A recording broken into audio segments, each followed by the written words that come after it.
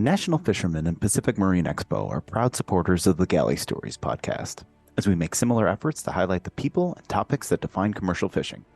You can see what that looks like in print and online all year long, as well as every November in Seattle when this community comes together at PME. Check out nationalfisherman.com and pacificmarineexpo.com to learn more. Hey guys, this episode is brought to you by Alaska Brewing Company out of Juneau, Alaska. Go check out their new Wild Ness beer. Launched on March 1st, any place that you got a good retailer near you or your favorite watering hole. Here we go. Hello and welcome to Galley Stories, stories of the Bering Sea and beyond, hosted by Mark Kaler. My name is Penka Jane, podcast deckhand and longtime listener. We'd thank you to subscribe to the podcast and leave us a review. Here's today's catch. Hello guys, and welcome to another installment of Galley Stories, stories of the Bering Sea and beyond. I am your host, Mark Kaler. Today we have an old-time friend of mine, not an old guy, but an old-time friend, Captain Jeff Olsen of the Heidi Linnea. How are you doing, Jeff? Great. Good morning, Mark. Good Great morning. to be here, buddy. Well, good evening for me. Yeah, good evening. There you go. Exactly. Good morning for me. Yep. So, Jeff, we'll dive into it and just where were you born and what was your first commercial fishing experience like? Boy, born in Seattle, Washington, and born and raised there. My father came over from Denmark, and he started in a place called Chicknick, Alaska. That is where I started, and my dad took me at the age of 5. And I have been going to Chicknick ever since, and it's just been absolutely amazing. So, childhood experiences, summertime on the boat, since, 5 until I'm 55 today. So there you have it. So, what was your first paid experience like? It was obviously on your dad's boat. First paid experience was on my dad's boat. You know, started out when I was 5. I was the bow line guy. I undid the bow line. I did the pursing. At the end of the summer, he paid me a whopping $200 on the plane, and it was in cash with $1 bills, and I'll never forget that experience. I thought I was the richest kid in the world. And the flight attendants all came up to me, and it was just a game changer. How so? Just the experience with my dad, experience of the boat. It was like whatever we talked about after I got a little bit older was a summer camp. All my friends went to summer camp after school, or when school was over with, they went to summer camp. Well, I went to Alaska.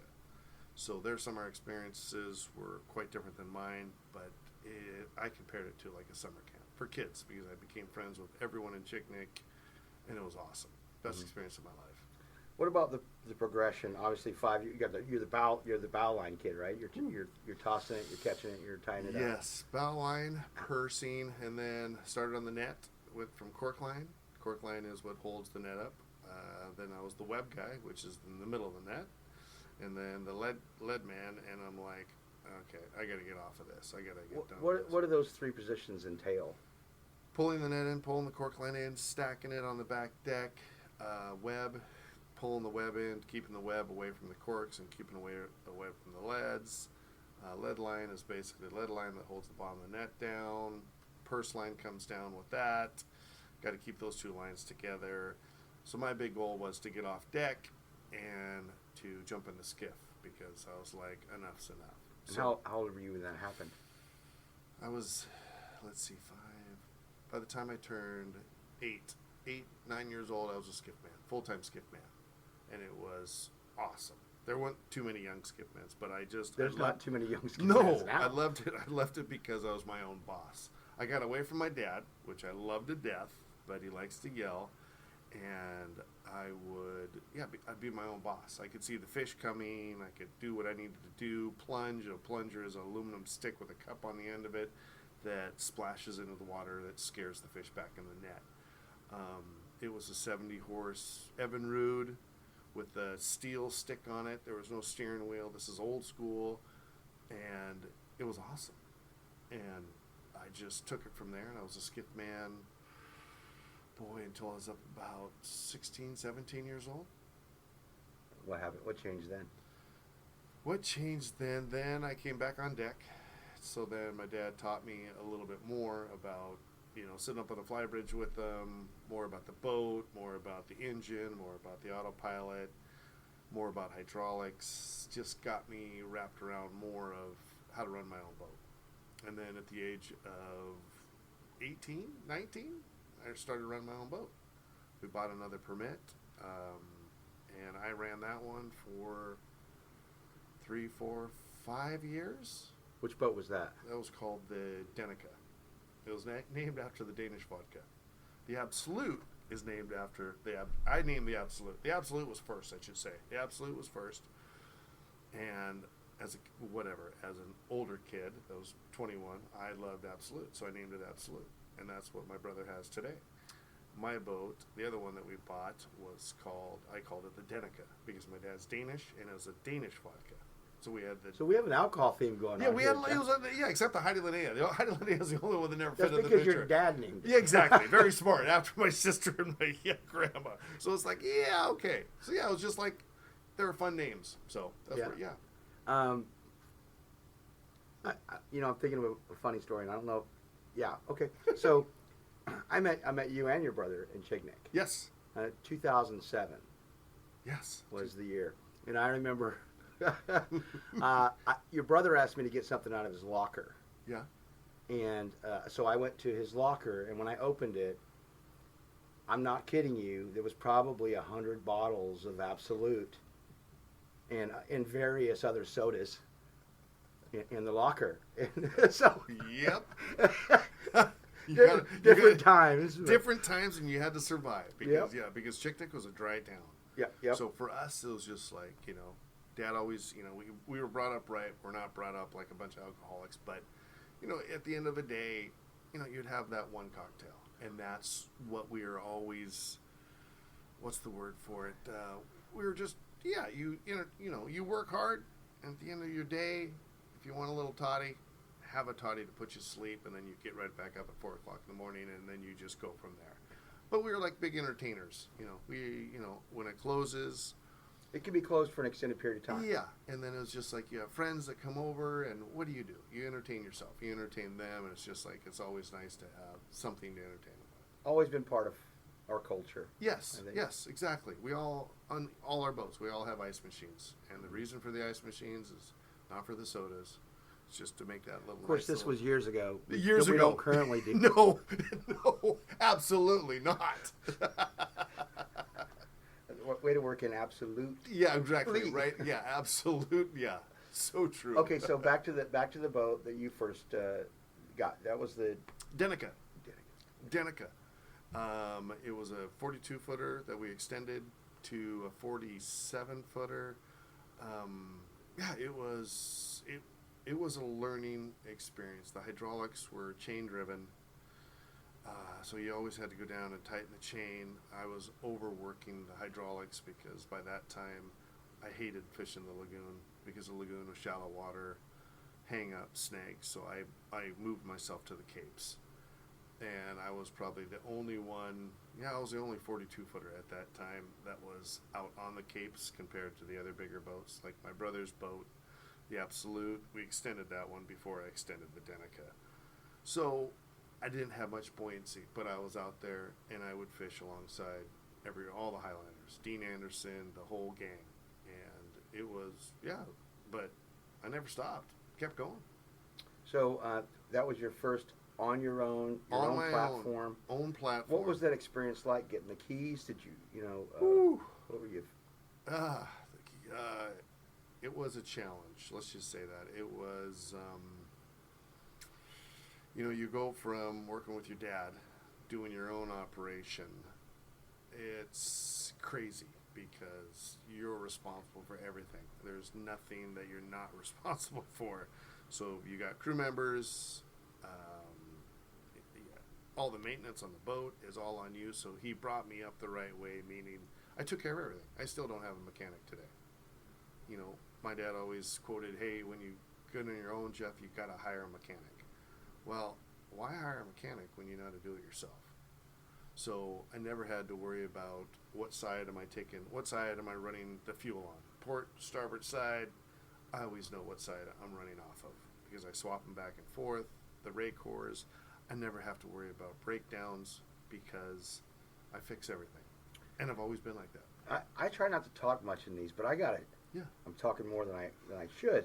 But Canute, your dad. Yeah. I remember the first time I was on the Heidi Linnea.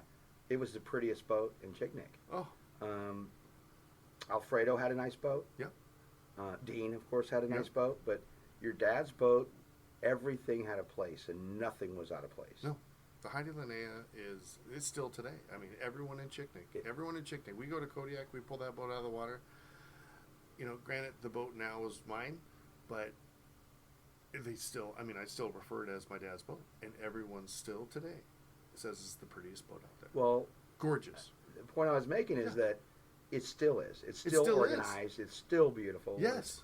But so's your brothers. Yeah. So you guys were raised that way. We to were keep- raised just to keep stuff first class. I mean, when we did the top house on the Heidi and the top house on the Absolute, it was just like we did it. The lines, everything. You know, my dad was very particular about everything, and even the other boats that are in Kodiak that we're friends with, they're like, God, the boat is still immaculate. Looks the same. It looks the same. It hasn't changed. It's clean. It's just I'm a clean freak, so that's the way it's gonna stay. It's the first thing that Blake said when I came up to the tender, and he's like, "Holy smokes, that's a really nice boat." I go, "Thank you." And then all the tender kids that came in and started delivering fish to us are like, "This is a really nice boat. You want us to tie up to it?" I'm like, "Hell yeah, let's go. Let's make this thing happen." And it's been amazing. I love it. Yeah. I love it. So after that, how did you get the Heidi Linnea? Let's go to that. Woo! How did I get the Heidi Linnea? Are you the oldest? I'm the middle one. I'm the middle one. My sister's the oldest. I am the middle. My brother's the youngest. How I got the Heidi is the Denica. I was fishing Hook Bay. Super, super shitty weather.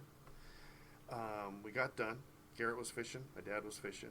I was fishing. And it closed the next day. So basically, there was no room for me to fish. So I decided the weather was going to come down.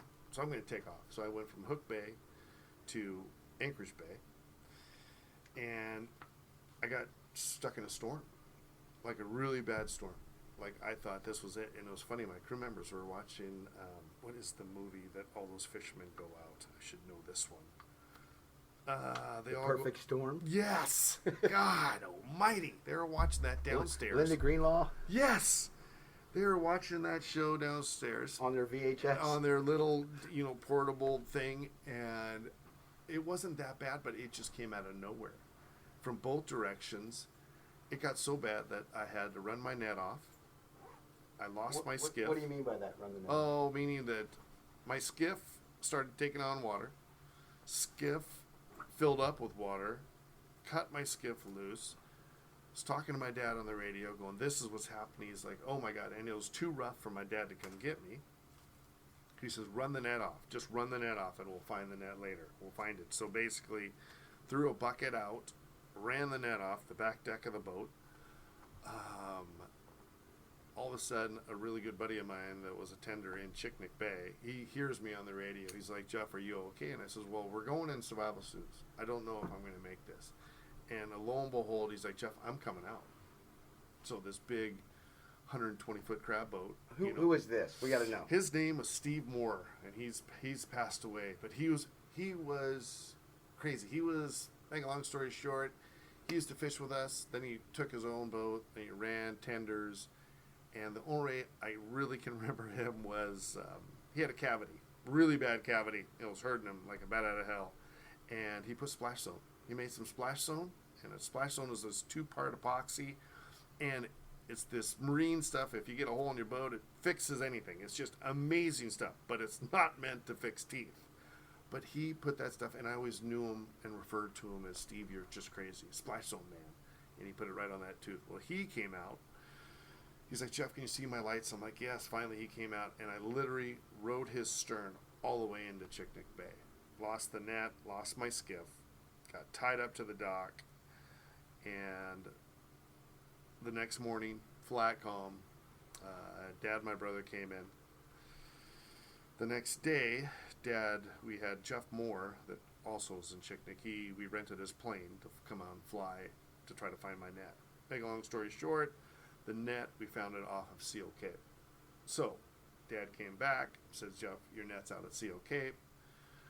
Went all the way out to CO Cape, flat calm, put my net aboard. I thought, okay, this is great. I got my net. Don't worry about my skiff, whatever. We're coming around Castle Cape, and I'm talking on the track phone. A track phone is like a telephone that Harold has. It's just a super cool thing. Talking to my dad on the track phone, all of a sudden my track phone goes dead, and I'm like, what's going on? What? And, this is my generator runs all my 12-volt system. So I'm like, okay. So I go back to find out what's going on with my generator, and I go to touch the hatch, and the hatch was like basically red hot. And I was like, whoa, what's this so hot? And I cracked the hatch, and ball of flame on the Denica. And the boat caught on fire. Burnt to the waterline within 4 hours. On the way back with my net and my crew, when we're coming around Castle Cape, they're watching that same damn movie again. They're watching in their bunks because they didn't finish it. And I thought to myself, I swear to God, I don't ever want to hear this movie, see this movie, ever again. This movie will not play the death of me. It became a banana on a boat. It was beyond the banana. I was just like, what? So, once again, Dad, hey, on the VHF, I'm on fire, and he's heading out to Hook Bay, and he can see me. He comes my way. We run the net off one more time, throw another bucket because we got to save whatever we can save. But by the time he got to me, my house was encaved into the boat. Were you guys still on it? It was funny because I had to bring something with me. So I had this little glass ply speedboat that Jim Long had. I brought that with me, so I had something because I didn't have a skiff, so I had to have something.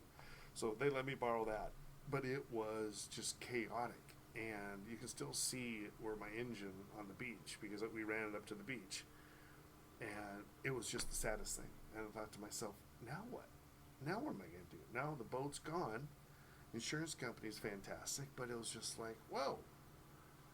So a girl that I was dating, Erica Huguet, she was friends with a guy named Corky Singleton. And he was working for a seafood company. And he says, hey, Jeff, come and work for us at Global Seafoods. It was like, okay, I'll try something new. So I stepped out of fishing for 3 years, and then started Absolute Seafoods, and that was in 2000, oh God, 2013, 2014. Went to Sitka, quit fishing. Dad kept fishing, but that's when the co-op took place. So there wasn't, what's the word for it? It wasn't like everybody's. There was only a limited amount of boats that fish, and my dad wasn't part of the co-op. We didn't like the co-op.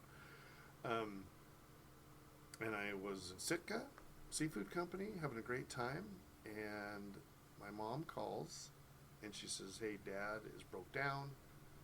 Sandpoint. I'll never." And my mom is the first time I actually heard my mom cry. And she's like, and I was like, I'm starting to tear up now. And I'm like, Mom, I dropped everything. Jumped on a plane, flew up, helped my dad get the Heidi going.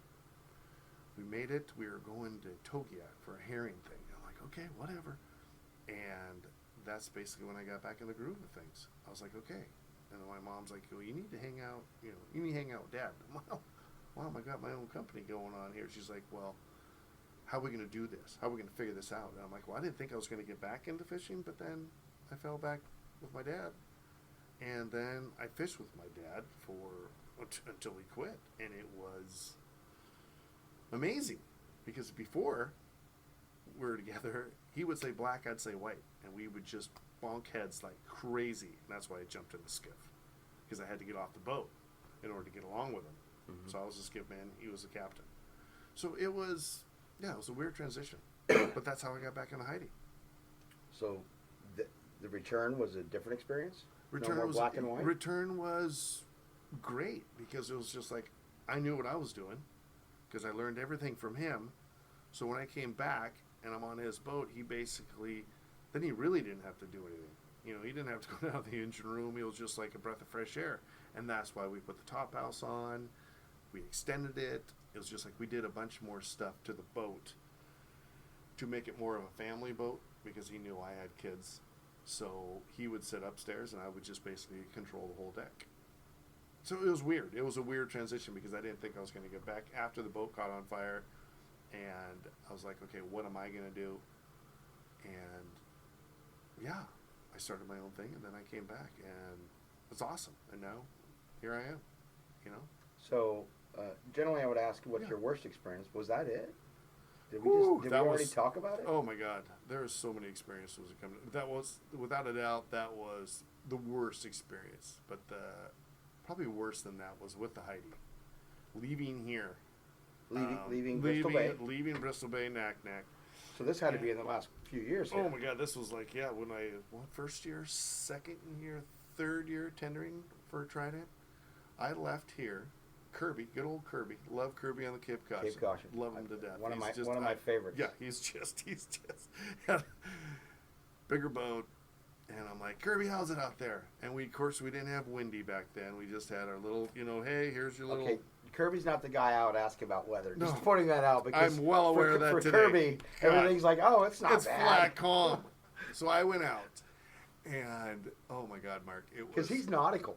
nautical. He is nautical. He could care less if it's 50-foot seas. Jeff, it's flat, calm, baby's bottom out here. And that's where I got the baby bottom thing from because it was from him.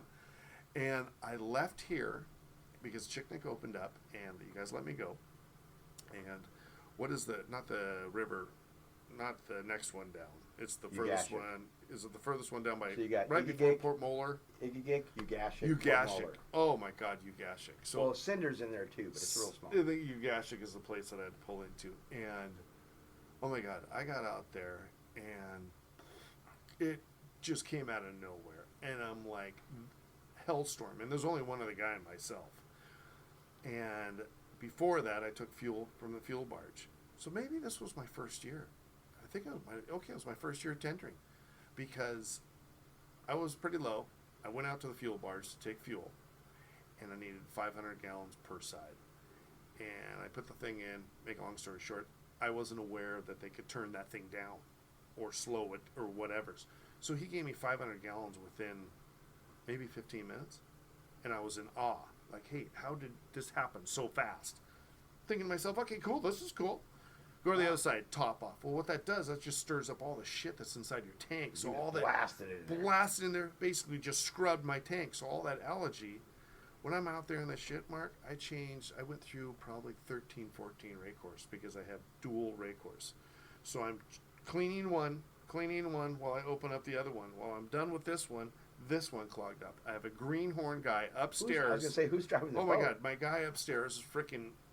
He is like, God, I am down the engine room, smelling fuel. I'm like, this is hell. We're going down. This is not where I want to be right now.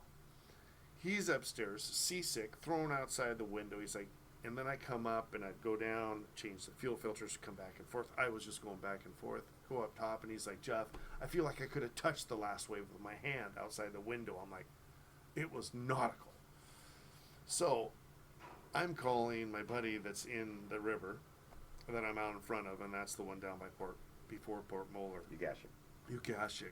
And Chris on the Brittany heard him on the radio. I'm like, Chris, Heidi Linnea.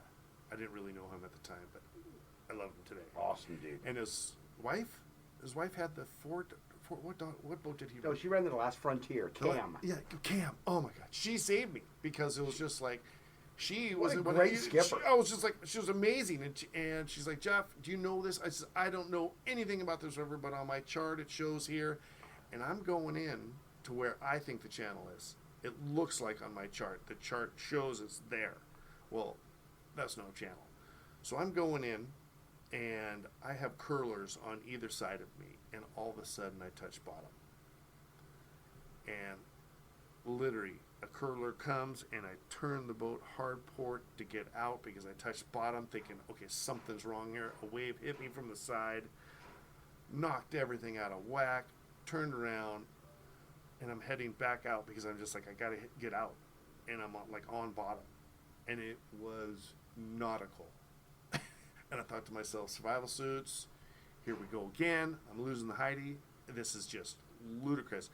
And Cam is like, hey, where are you, Jeff? And I'm like, I'm trying to tell her where I'm at, and she's like, well, you're not that close, but she came out, and I saw her lights, and that's the only thing that fucking saved me, because I was like, I am in hell right now. Waves were coming out of anywhere.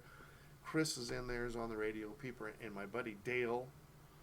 Carlson. Yeah, Carlson. Of course. I'm like, hello. And he's like, oh, yeah, just go this way, Jeff. Go this way. I'm like, it's not that easy, pal. You got to give me something to go off, because the channel that's on the chart is not the channel.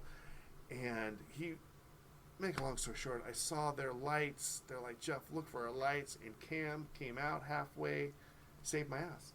And then all of a sudden, out of the blue, this tender came in, and she's like, follow this guy in. And it was, I'll never be. I love Chris still today, and I love Cam, but Chris is just like, I always shoot the shit with him, just like God. And I pull in, and I was so exhausted. And I go in alongside him, and I'm like, where do I anchor up here? He's like, oh, just go up a little ways. So I'm like, okay, I'm going to go up a little ways. And if you don't know it, I don't know that river worth of shit. I wake up dry as fucking, just dry, leaned over, like, what?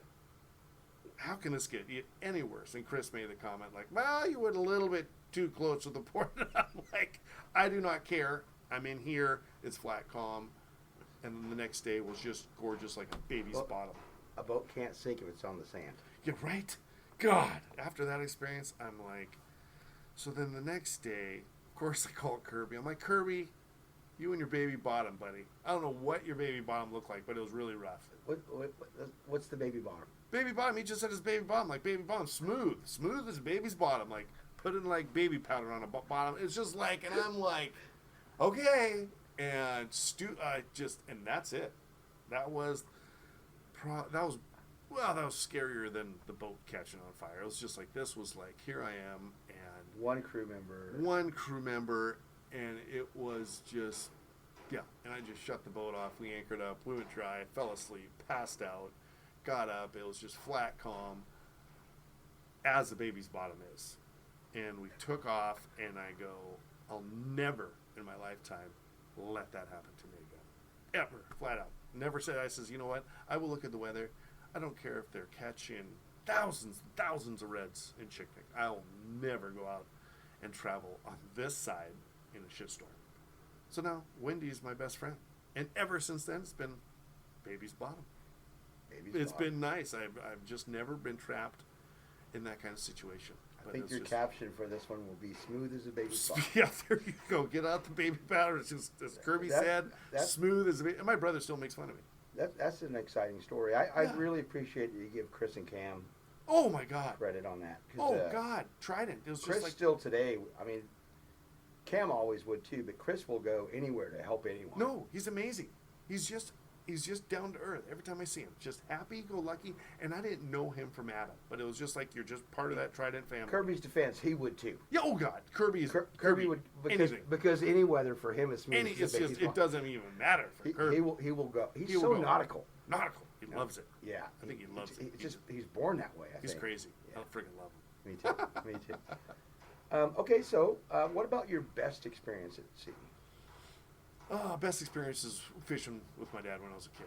Just flat out. You know, I have my own personal experiences with me running the boat, but with Dad, that was just good. And then my brother came fishing, my sister came fishing, so we fished family, and that was the highlight of my dad's life. He loved it. It seems to me that there's always family on your boat. Yeah, and that's I'm family oriented. It was just like my girls that are up here with me now, 14 and 12. Are your deckhands? Yeah, are my deckhands, you know, and they both came up last year for like a week, and, you know, I got a divorce, and my ex-wife was like, no, they can't go, and I met her in Sitka, so of all things, I'm like, really? You're Alaskan, and you're not going to let your girls go? Come on, they're with their dad. Oh, you know, she just hears the horror stories about Alaska, and drinking, and you just smoking. gave a great horror story. And I'm like, yeah, come on. So, finally, we came to peace, came to Jesus, came to God, and she said, okay, fine. So now the two girls are up here, and they took the boat from Kodiak all the way to here with me. Dad flew up because he's like, and I thought he would never be on the boat again, but he wanted to come up because the grandkids to make an experience. I'm like, okay, and he's never been up here. He's never been to Knack Knack. So he made the trip with us, and it was gorgeous, flat calm. We stopped at Metrophania. We did a little fishing, and then Baby Bottom the rest of the way. It was amazing. And the kids, I love it because the way that I was brought up was I've had buddies of mine come up from high school to go fishing, and either you like it or you don't. There's no in between. And my daughters, they have not complained once to me. They love it. They're even talking about next year. Kaylin's like, Dad, if we go by the Wide Bay, which that's what we think we're going to do, Dad, I'll run the Heidi eventually. And I'll run the Heidi, you run the Wide Bay, and I'm like, that would be amazing. You can see this. I can see it. So I can see that they're fishy like you, and Yeah. here's why. You're in shorts and flip-flops on deck. Yeah. A T-shirt. It doesn't matter what the weather is. No. Your daughter was out there in a bathrobe today. I blew my mind. Mark. I was like, Definitely the same Oh blood. my God, I woke her up and I'm like, hey, honey, we had to go tie up. And she's like, Dad, it's 6. I'm like, I don't care. We have to be there at 6:30, so come on. Put a pair of sweats on, get a sweatshirt. Lo and behold, I turn around and she's in my bathrobe. She has her pajamas on, in her bathrobe, with her little Crocs, and I'm like, okay, let's do it. Who cares? And she's like, Definitely your kid. it definitely belongs to me because it's like, normal girls would want to be dressed up somewhat because they're coming in. Yeah, right? And she is like my princess at home. She's like my makeup queen. She gets herself ready in the morning, and here she is. She throws on the bathrobe, and I looked at her, and I'm like, that's my kid. How proud. That's my kid because my other daughter's sleeping because she did the night shift, so they just rotate. But it's like we're very family oriented. Garrett has his 2 boys up here, and we just love it. It's just, and I can see in the girls, maybe, they'll want to get into it, maybe not, because I don't have anybody to turn the Heidi down to. So it's just like the girls get into it, and Hey, women fish too. yeah, and they do fantastic. I mean, and they have a nice boat, and I'll make sure everything's taken care of for them. They will have a beautiful yes, boat. and it'll just. So this is it. So yeah, I'm hoping that, but we'll see what happens. But they like it, Yeah. and that's all that matters. Yeah. They don't ask about the money. They don't ask about what. They like it. You're going to pay them. Oh God, yes, I'm going to pay them. God, and they're 14 and 12? 14 and 12. They're going to go to Sephora. They're going to go live the dream. It's just like that's all that. Brooklyn said that yesterday. Dad, when we get home, we're going to Sephora. Sephora is, oh my God. Oh God, it is a Nordstrom's for little kids that love makeup. It's like a Toys R Us to me when I was a kid. Okay. I love Toys R Us. It was like I come home from when I was 5, 6. Toys R Us was the shit. It was like, I was just hoping to get an Atari. yeah, right. Just something, right? So yeah, let's go toy shopping. But makeup is what my daughter's into. And Okay. oh my God, Sephora is just, I cannot stand the smell of it going in there. And it smells when you get out of there. But it's every girl's fantasy. Imagine what this is going to give them, though. Yes. This experience. Yeah. Because they are working. They're working. your deckhands. Yes. They're And working. They're shoveling ice. They're like, okay. Funny thing, Kaylin said, Dad, are we ever going to put fish in the hole? I'm like, kid, we're going to get there. Oh, let's And not then she cover heard how you- bad fish Yeah, is. right. And then she heard you on the radio last night because you were on the cell phone when I was talking to you. Like, say, hey, Jeff, you had 18,000 pounds last year this time, and here I am whopping 1,400. She's like, Dad, okay, this shoveling ice, whatever, man. When are we going to go in the big hole? You just keep shoveling ice. Yes, exactly. I'm just like, don't worry, honey. We're going to put the ice in the fish hole to help it chill it down. But yes, it's eventually going to happen here. Okay, good. Because she's so excited for that. She's like, that's what I want. Yeah. Yeah. So yeah, so the experiences. Yeah, God. What is the sea given to you, Jeff? The sea. What is it given? Because that's where you make your money. Yeah, That's your livelihood. It's the sea is just, it has its ups and downs like everything else in life. But the sea has given me everything that I have today. My foundation, my backbone. When I was a kid, my birthday is June 20th. I'd be seasick on my birthday every June 20th when I was a kid fishing with my dad. It'd be like, for some reason, the weather would always turn to hell, and I'd get seasick, and we would just fish through it. So it's given me a lot of things. It's got me over seasickness, because seasickness sucks, because it's not a damn thing you can take to get over it. End of story. Nothing. There's not a pill. There's not a cracker. I've done it all. Cracker, 7-Up, to saltines. Nothing helps that sickness. So yeah, the sea it's a beautiful place. I prefer it over the land. You know, if I had a choice of to tender week, I'd tender 12 months a year. What is it taking away from you? Oh, what is it taken away from me? A lot of friends. A lot of my friends have passed away through the ocean. And that's always a tough thing. A lot of friends that I grew up with at Shorewood High School, they all went crabbing directions, and I always did the salmon, and they went crabbing, and yeah, quite a few guys have lost their lives. Got crushed physically, mentally. Yeah, it's different. Yeah, that's what it on my end, and I've just never done the winter thing. It's never been my thing. It's never been the cod fishing. It's never been the pot hauling, and it's always just been, I'm just going to stay with the salmon and come up with something else to do during the winter time, because I don't want to go on that route. Mm-hmm. So yeah, but the sea has taken a lot of friends. Yeah, a lot of friends. What advice would you give for young folks? Obviously, you're bringing up your own. Bringing up my folks, own. But what advice would you give to someone else that doesn't have the background that you're allowing your kids? You know, boy, it's a different. What would be the word? It's a great, fantastic experience to come up here to Alaska. Either you're gonna like it or you're gonna hate it. If you hate it, you can't get out of here fast enough. But if you love it, the experience of the ocean, the experience of tying up a boat, the experience, like my daughters, 12 and 14, they're going to know, they both know how to tie a bowline. And their friends are like, what's a bowline? Well, it's a knot. It's a knot that you can pull on, you can tug on it, and the damn thing will always come undone. And they got the four-wheeler stuck yesterday on the beach. And Brooklyn tied a bowline. She's like, Dad, we tied a bowline, we towed the four-wheeler out. I'm like, okay, you're 12 years old, kid. This is something that will carry with you for the rest. Yeah, for the rest of your life. She's gonna show up her husband. Yes, it's just like and that's what. That's. Well, let me show you. Get out of my way. Get out of the way. And it was just like, so the kids are gonna have. It's like a kid's paradise if the kids like it. It's just fresh air. You can see bears. You can see eagles. You can see fish. Belugas. Yeah, all the way through. All these little white whales. You know, they saw walruses coming up here. You know, it's just like the experience for someone to come up. I have a friend of mine that her daughter asked me to go. She's gonna go. She's tendering on one of your guys' new tenders. His name is Garrett. Cannot remember his last name, but I met him in Ketchikan. He's married. I can't remember her name either, but they have.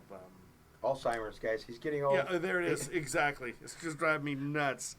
But what is the tender? There's a brand new tender that you guys have. The phosphorescence. No, not that one. It depends on what you mean brand new, because that is brand new boat. Okay, put it this way. Garrett fishes for you guys. I didn't even know where he fishes. Maybe southeast for you guys. And his wife's up here. And some other guy's running a boat. When he's referring to you guys, he's talking about my day job. Day job. Not my hosting job. God, what is good time? No, he's been in here a couple times. He's been dragging anchor, so they added some chain to him. I don't know. A tender? It's a tender. 65, probably 60 foot. We'll make it long. Yes. Whatever. She's never gone tendering, and she called me. She says, Jeff, hey, what do you think about tendering? I'm like, hey, it's an experience, kid. If you're going to do something, and she's like 21, 22, and she's loving it. She says, hey, Jeff, can I go tendering? I said, well, I have 2 girls, so it's not going to work because my girls are taken care of. But she's like, what about fishing? So she just fell in love with it. Yeah. So... Well, that's what happened to me. Yeah. I came up in '92, and I feel like even my home, I had to be on water or near water. It's crazy. No, it's something that you can't even explain. Either you like it or you don't. And if you love it, boom, you're here. And that's what we're doing here. We love it. Jeff, this has been a really great interview. Yeah, it's fun. Yeah. Do you have any more stories you'd like to share, or any final thoughts? God, no. Final thoughts. For people that are listening to this great, fantastic guy here, to come up to Alaska is just a flat-out amazing experience. And if you can get yourself out and get yourself on a job on a good boat, and you like it, God, you never know what's going to happen. I started out at 5. My dad was a furniture maker. Came from Denmark to over here. His uncle was raising foxes on Natchamack Island. Dad got into the fishing world, and he just been doing it all his life, same as me. It's just like I would have never. My dad didn't take me at 5. God knows where I would have been. Just not trying to extend this any, but no. There's a good chance I probably won't ever get to talk to your dad like this. But I think we got to get him. I think we have to in Seattle. I'll get him. We have to. But how did he get started in it? God, that is a story that I'm going to let him, because I'll get you with him. Okay. End of story. In the story. Because he's a great storyteller. I He's amazing. And he's still got that accent. He's got the accent, and he's absolutely. There comes the absolute again. Absolute, exactly, right? Absolutely. But it's just like he would be, because I can't tell his stories. I mean, he is a great storyteller. It's just like everyone in Chicknick loves him. And when my friends would come over in high school and grade school, and we'd all talk, and then he would tell his stories, it's just like they would just be in awe. Well, he's a legend. He's a legend, and all his friends are dying or gone or dead. Well, he's getting old, like yes, we are. we're all getting old, but he's like 80, 87, and all his friends are like, but he's just outliving everybody. I'm like, Dad, you got good genes, man. Clean living. Clean. Well, that's clean, good good because living. you got the same genes. Yes, thank God, because I'm like, well, Dad, you just got, he's done his thing. It's just like, who would ever thought? When I saw him on the boat, when you guys came this year, I was super excited because Yeah. I hadn't seen him on that boat in a number of years. No. And he looks good. He looks the same. Kirby cried.